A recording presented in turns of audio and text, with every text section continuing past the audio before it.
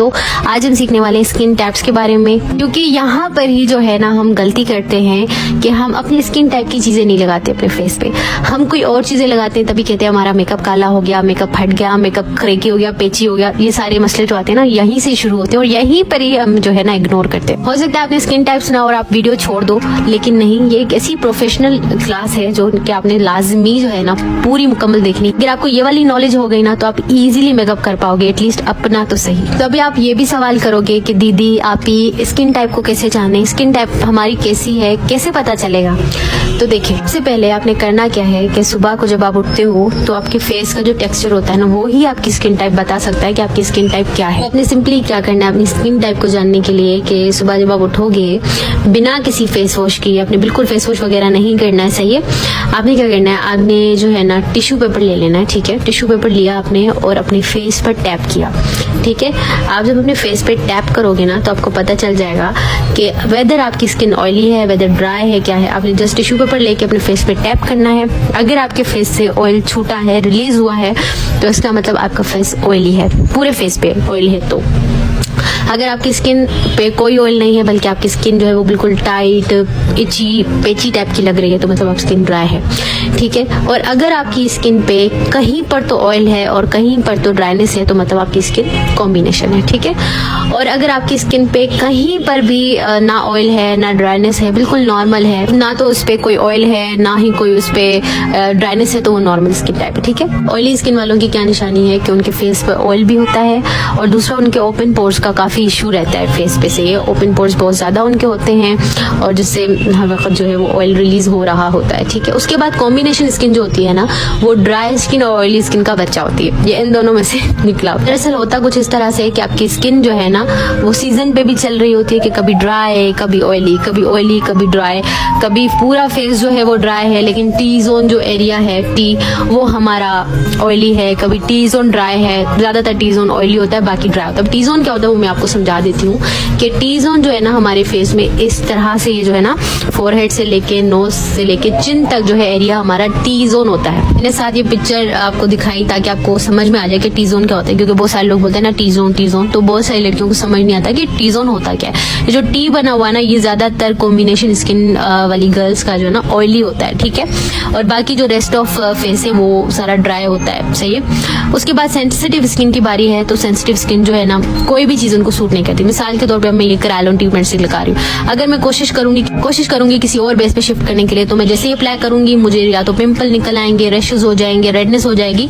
तो sensitive skin को आप इस तरह से पहचान सकते हो कि उनको कोई चीज सूट नहीं करती, बहुत ही कम चीजें सूट करती हैं। उसके बाद नॉर्मल स्किन की बारी मैंने आपको बता दिया कि इनकी स्किन ना तो ड्राई होती है ना ऑयली होती है, बिल्कुल नॉर्मल चल रही होती है और कोई भी चीज जो है फेस पे इनको सूट कर जाती है।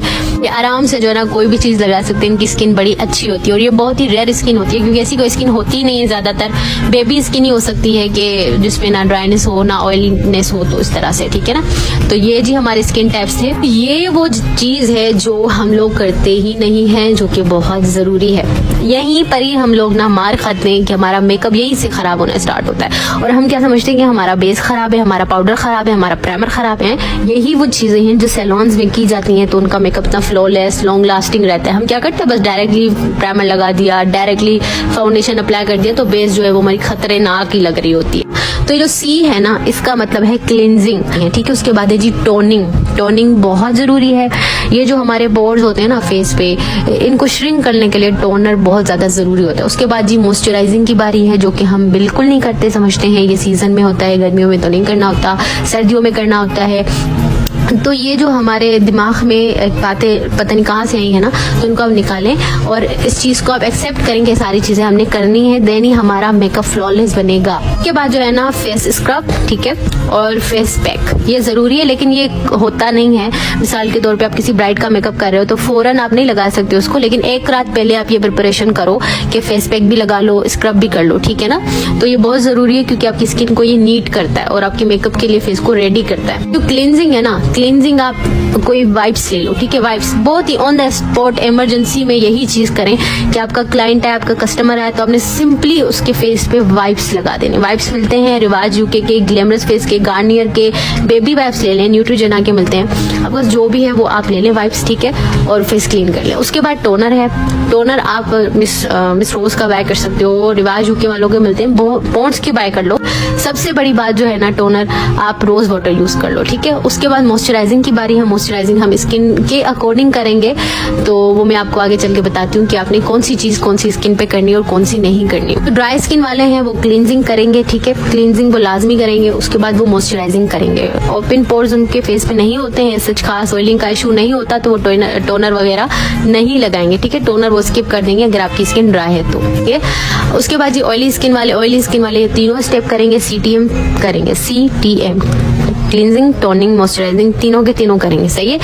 क्लींजिंग के लिए वाइप्स यूज करेंगे, टोनिंग के लिए रोज वाटर यूज कर लेंगे या फिर पॉन्ड्स का या किसी भी ब्रांड का टोनर यूज कर लेंगे और फिर मॉइस्चराइजिंग करेंगे। उसके बाद कॉम्बिनेशन स्किन वाले जो है अपने स्किन के अकॉर्डिंग यूज करेंगे। लाइक अगर आप समझते हो कि आपकी स्किन ज्यादा ड्राई की तरफ है तो फिर आप क्लींजिंग और मॉइस्चराइजिंग करेंगे, और अगर आपकी स्किन ज्यादा ऑयली की तरफ है तो आप ये तीनों स्टेप्स फॉलो करेंगे, सही है। अच्छा, जो क्लींजिंग है ना, क्लींजिंग मैंने आपको जैसे पहले ही बताया कि आपने वाइप्स यूज करने, लेकिन मॉइस्चराइजिंग जो है ना, आपने ड्राई स्किन वालों ने ऑयल बेस्ड मॉइस्चराइजर यूज करना है, ठीक है। जैसे निविया का हो जाता है या पॉन्ड्स का होता है, ठीक है, ऑयल बेस्ड होना चाहिए। निविया के काफी जो है ना मॉइस्चराइजर वो ऑयल बेस्ड होते हैं, आपके ड्राई स्किन वालों के लिए बहुत